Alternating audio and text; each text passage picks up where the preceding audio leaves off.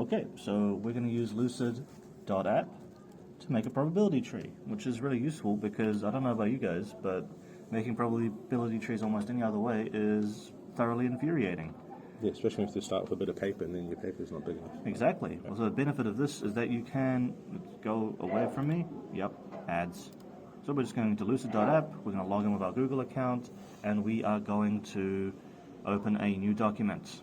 We're going to select the shape for each of our probabilities. I guess I'll just use these terminators. Da-dum-dum-da-dum. And so rainy or not rainy? Rainy? Yeah, weather. Let's do weather. Alright. So R, and I'm just going to copy paste, and let's have R with an apostrophe, R prime, not rainy. Right. So the way I've decided to do this generally is I get another process here and I just join them together like that, and then I get rid of this guy and they form nicely like that. Okay. And well, we can just have a really simple probability tree, but what you can actually do, which is really cool, copy, paste. Oh, touche. Dunk. Well done. Now if I plan this a bit better, they wouldn't be overlapping like that, but that's easily fixed. Yeah. Just go down like here, and then just move this guy. You notice they update dynamically. Follows. Good, good. And you can also see that it snaps to where it wants to snap. You can see guidelines on what else you can see. Let's just, I'll probably need to redo this bit later. So I'll just get rid of that for now. And you can just drag this to the appropriate place. Now, if you want to assign a specific weight or chance to each probability, but actually first let's get these looking a little nicer. So we're going to go here, line options, and we're going to change the line to this kind of look, which looks much nicer if you ask me. Cool. So let's say the chance of it being windy, given that it's raining, is, I assume that's quite high. So 0.9. Yeah, 0.9. Cool. 0.9, just be neat.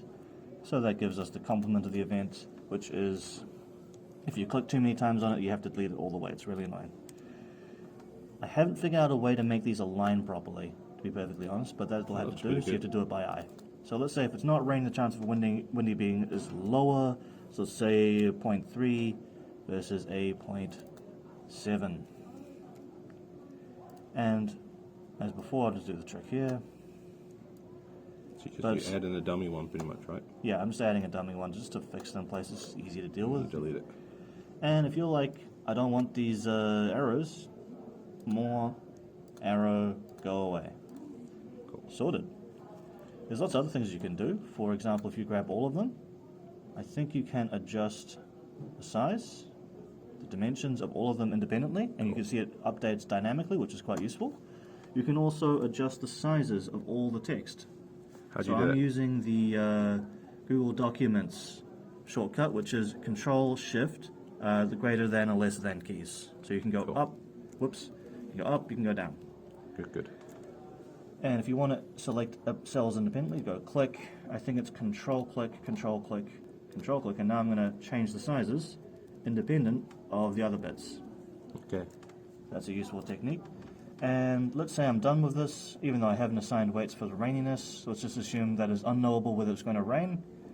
And we can export this as a JPEG or an SVG, but I recommend JPEG as most reliably compatible with most things I found. Just click on that. And then we wait patiently, and we can see that it's automatically cropped to the size of the diagram, which is this option. Or you can do a custom crop, or you could just ask it to not crop at all, in which case we'd have the whole page. You also select quality. We just click download. It's going to take a moment to think about it, and then it's going to download, just so. And you can throw that anywhere you fancy.